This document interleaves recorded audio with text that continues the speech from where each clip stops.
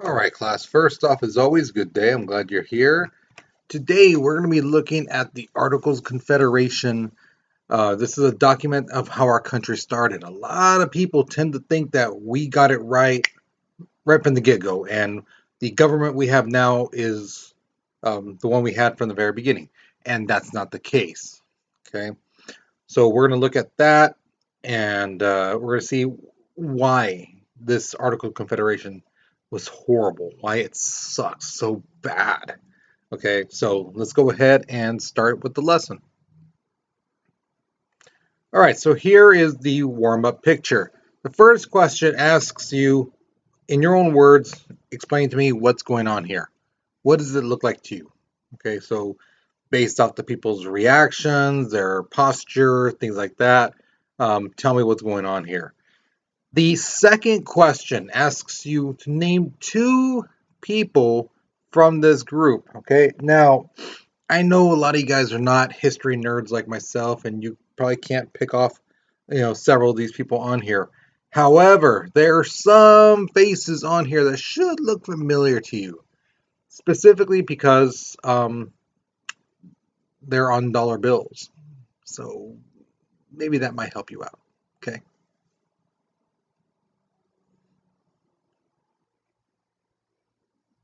All right. So a little backtracking, prior knowledge type of thing. So during the Revolutionary War, we won at the Battle of Yorktown. There, General Cornwallis surrendered to the U.S. and French armies, and basically that was the beginning of the end. So now we gained our independence. Now the Treaty of Paris is signed. So now it comes to like, okay, what do we do? Because they can't just wait around like, let's form a government sometime next week. No, they need to get things going because again, life goes on. So the government has to be formed, has to be ready to do things. So right away, they're like, we have this Article of Confederation. Basically, it's a blueprint of how the government should run, things like that. Right away, all 13 colonies ratify it. Again, meaning they agree to it. The Articles of Confederation, again, is a document that was created to make our government. Here how it works. Each state got one vote, okay, in a unicameral, which means single chamber.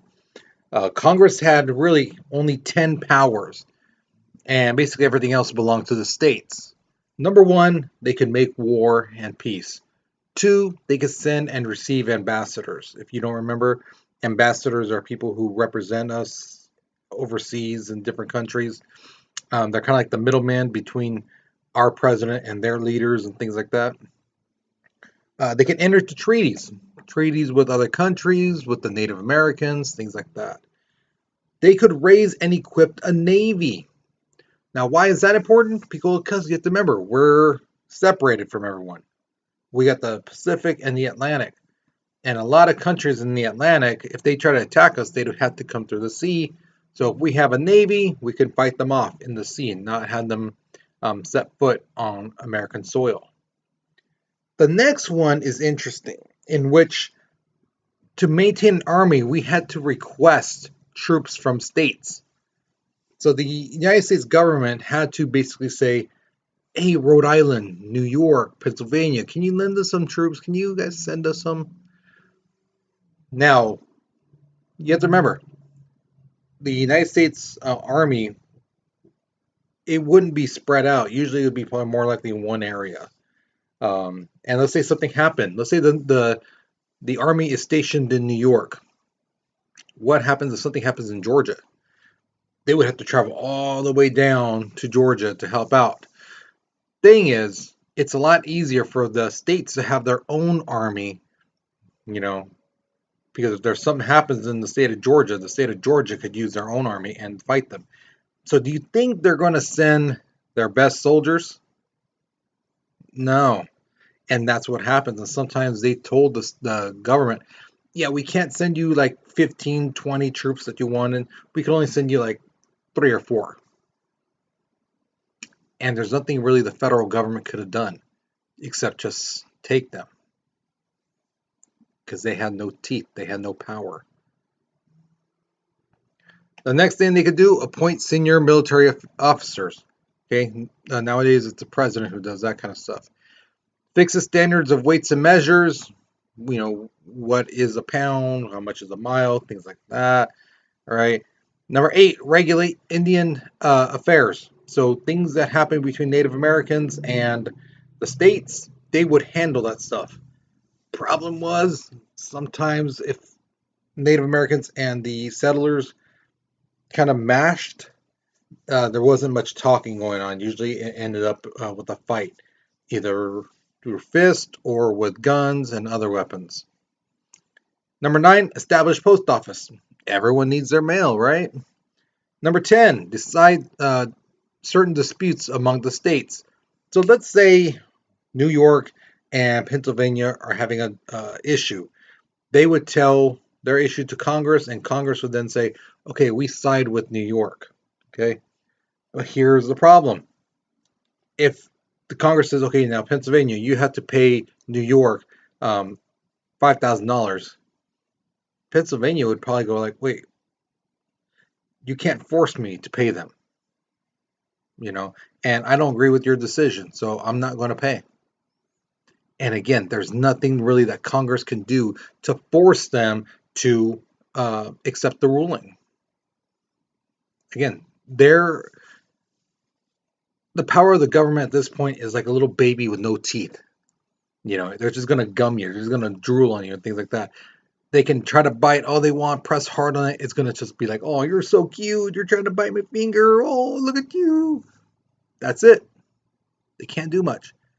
The government is in its infancy, and they have no teeth. They have no power, nothing to make people do certain things.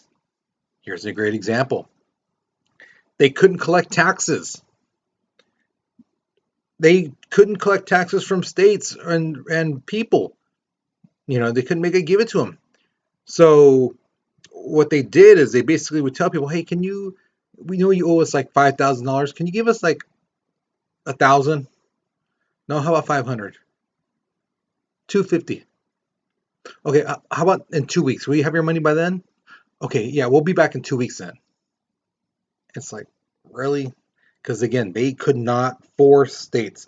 If they could raise their voice, they could try to get mad, but it's like, ultimately, it's like, what can you do?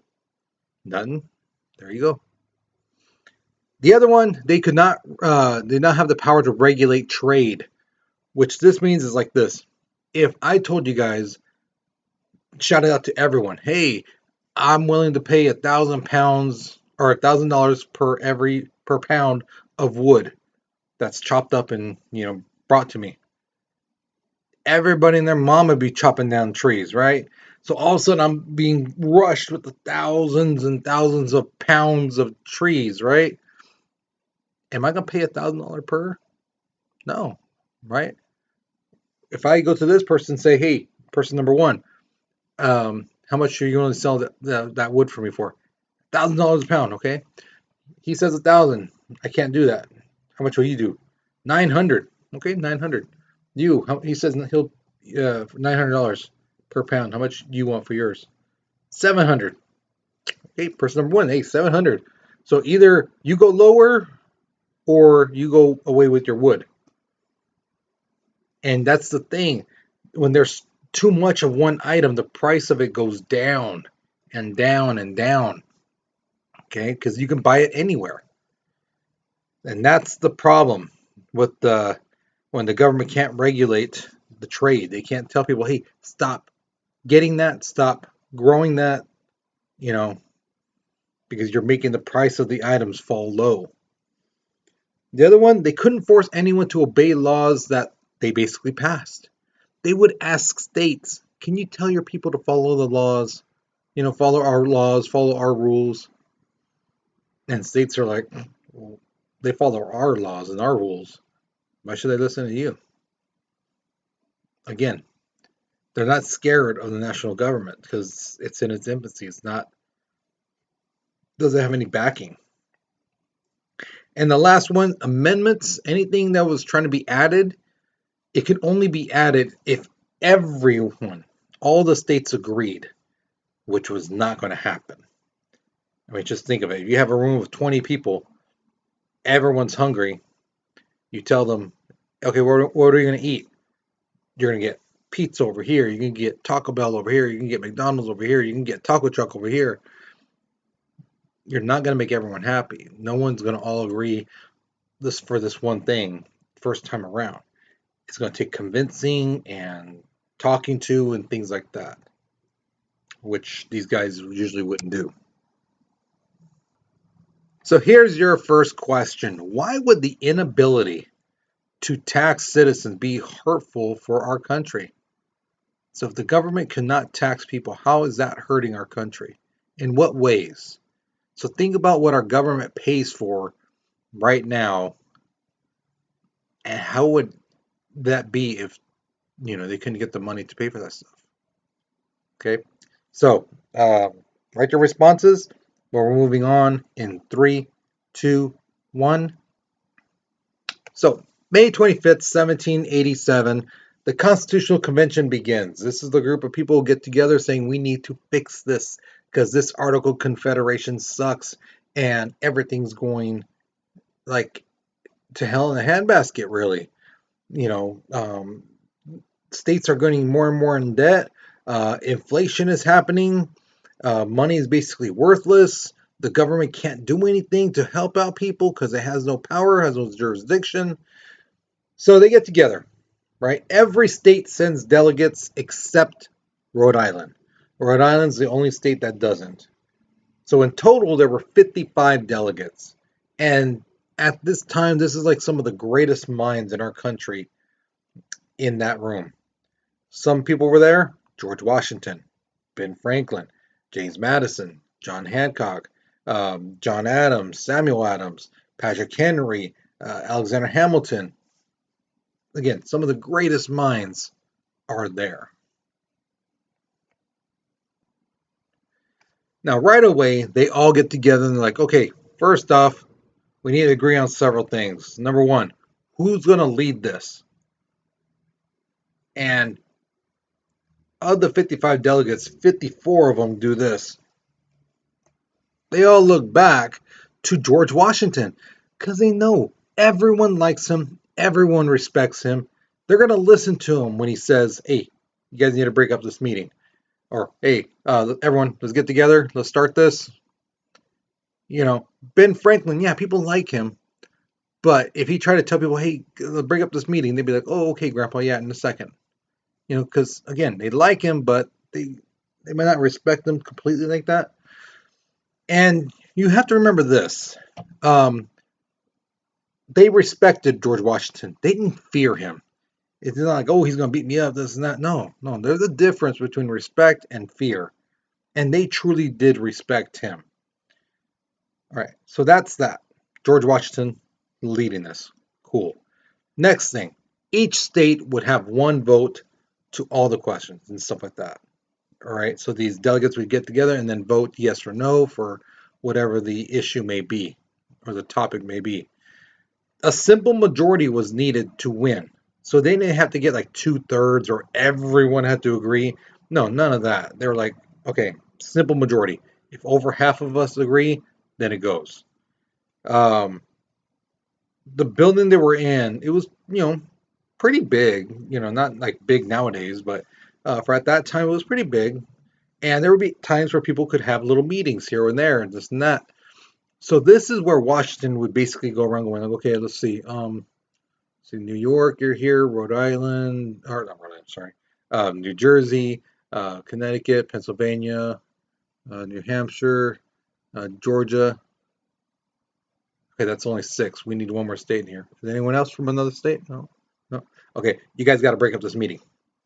Okay, because there has to be 7 states. That's what you guys all agreed on. There has to be a majority of states represented in a meeting for it to be counted, for it to let it go on. Okay, because they didn't want all the big states talking and coming up with some plan, or all these small states coming up with a plan over here. They didn't want that.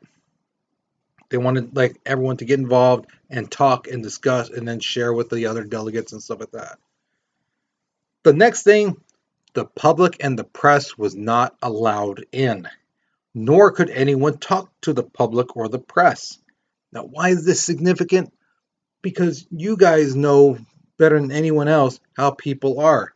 People hear a rumor, they automatically think it's true. They hear a little something, they think it's already true. It doesn't matter what the source is, who said it, they just believe in it. So if word came out, let's just say they're discussing something like, oh, we should get rid of slavery. If that got out, the people who are anti-slavery would be happy, cheering, yeah, yeah, they're going to get rid of slavery.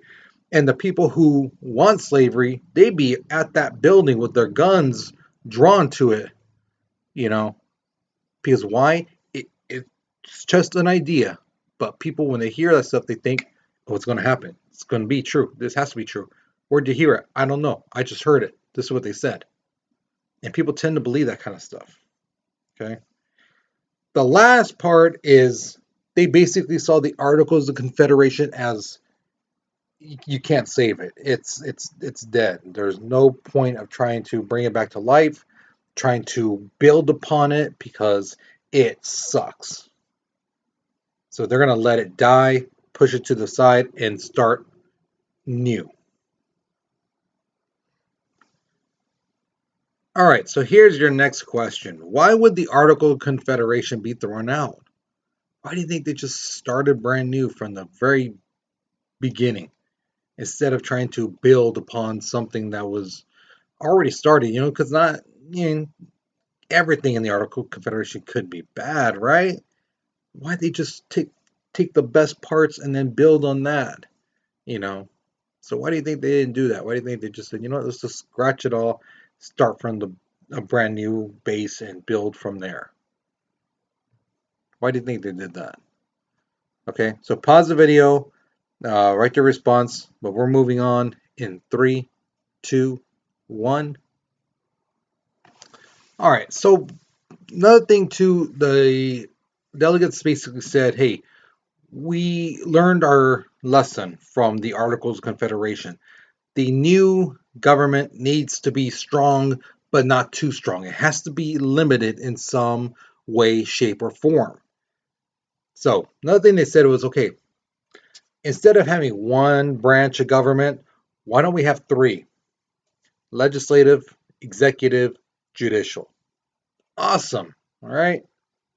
Now, several states had different plans of how to get this government going. So Virginia had an interesting one, I think, and that's a picture of it right there. That's the copy of it.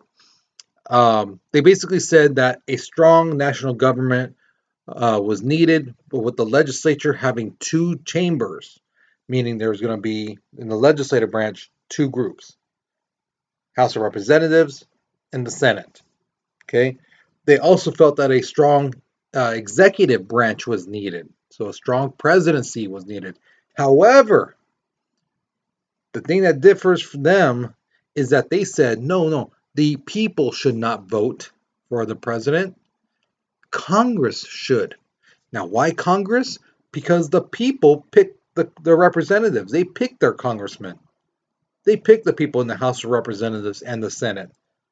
Ergo, those are the people's choice. And if the senators, they should be able to pick the president because they represent the people. So that's pretty interesting, a little bit different than what we have today. The other one they said is a national judiciary should be appointed again by the legislative branch. So Congress picks the judges, not the president. Nowadays, in our system right now, the president picks the judges. In theirs, no, Congress does. So in this Virginia plan, Congress is the most powerful branch in the government. Now, this plan also basically said that, in a nutshell, that big states would be very powerful. Well, this ticked off the little states because they're like, wait. What about us? Our state's this big. We can't invade another state's territory. We can't grow. We can't make new land. How is that going to work? That's, basically saying that our voice means nothing. So small states didn't like that plan. But there was another plan that came up called the Connecticut Compromise, the Connecticut Plan, in which they said, okay, we'll go with that two-chamber system, but one branch of that will be the House of Representatives, in which power is gained through population. So, however big your state is, the bigger your state, the more power you have. However, on the flip side, the other branch, the Senate, every state, no matter how big or small, is going to get two senators. Okay? They get two senators, and nothing can pass unless the House of Representatives and the Senate both agree. But if one side says yes, the other side says no, then it will not pass. Okay? It will not pass. So the Connecticut Compromise was agreed on. They've said, yes, we like that. And people took a sigh of relief. The Great Compromise helped out, but now it brought the elephant into the room. Now came the problem of slavery. Do you count slaves as people? Now, here's the thing before I start with this part. You have to honestly switch your thinking on this part, in a sense, okay? Because remember, population equals power in the House of Representatives. So the more people you have, the more power you get. So in the South, in the slave states, they were saying, yes, slaves should count as people. They're people. They're flesh and blood. They should count as people. The people who were anti-slavery were like, no, they should not count as people. And the South was like, no, no, no, they are people. They're flesh and blood. And this side's like, okay, well, they're flesh and blood. Okay, we'll give you that. Now, do they have rights? No. Okay. Are they free to go anywhere they want, anytime they want to go somewhere? No. Why not? Because they're our property. Oh, so they're your property. So, like this thing, this is a little coaster. It's property. It's my property. Does this thing have rights? No, it's a coaster. Exactly, it's property. But you're saying that property should not count as a person, but your property should count as people. Hmm. How can they be property if, or how can they be people if you see them as property? People are born free. You're not freeing them. They don't have any rights. So why should they be counted as people? Because they're people. So this whole argument went back and forth, back and forth. Okay, now, while this is going on, our country is hurting. Okay, debts are getting bigger and bigger and bigger. People's lives are being more and more like just getting worse. So they have to come to an agreement. Okay, so they finally start talking and start saying, okay, how about this? Slaves will count as 90% of people. You know, and the other side says, no, how about 20%? No, no, no, that's too low. No, too low. How about 75? How about 33? How about 65%? How about 50%? How about 60%? Okay, we can live with that. So they agreed that 3/5 is what it should be. A slave was 3/5 of a person. So for every 5 slaves, that counted as 3 people. Excuse me. Now, one of the stipulations they put was this, that they couldn't ban slavery for at least 20 years. Excuse me. Till 1808. And no high taxes could be placed on slavery. Okay? What do you think these southern states were going to do now that they know they got 20 years to that they can have slavery? It's not going to be touched at all. And if you said that they're going to bring in a bunch of slaves, you are absolutely right, because they know that they bring in you know, 50,000 slaves, they're going to count as 30,000 people.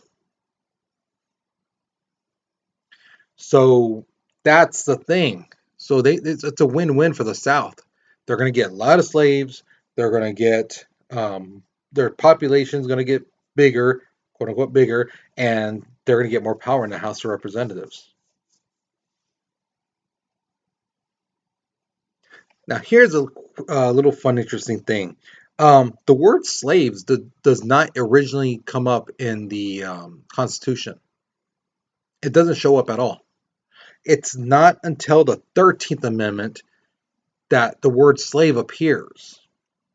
Though it's only used in the context of slavery is no longer legal. That's the only time the word is used. Okay. Now, here's another fun little fact thing.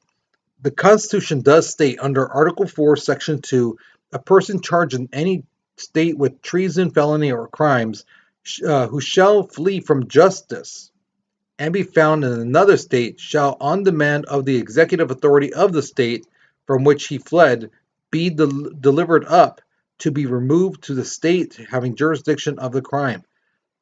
Now, why is this brought up? Because the thing is, a lot of bounty hunter people, people who are hunting for runaway slaves, would use this clause to take back African Americans in the North to the South. Okay.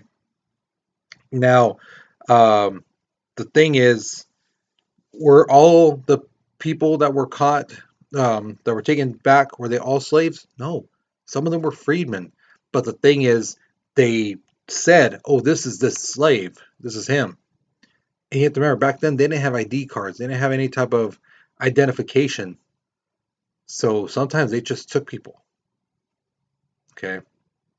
So this was truly a dark time in which African Americans were not really safe, even if they made it to the North.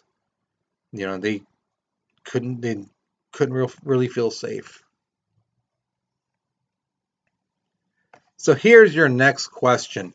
Do you think our country would have survived this long, up to now, 2021, if we had stuck with the Articles of Confederation? Do you think we would have still been a nation, one whole nation, functioning and things like that? What do you think? All right. Write your response. Okay.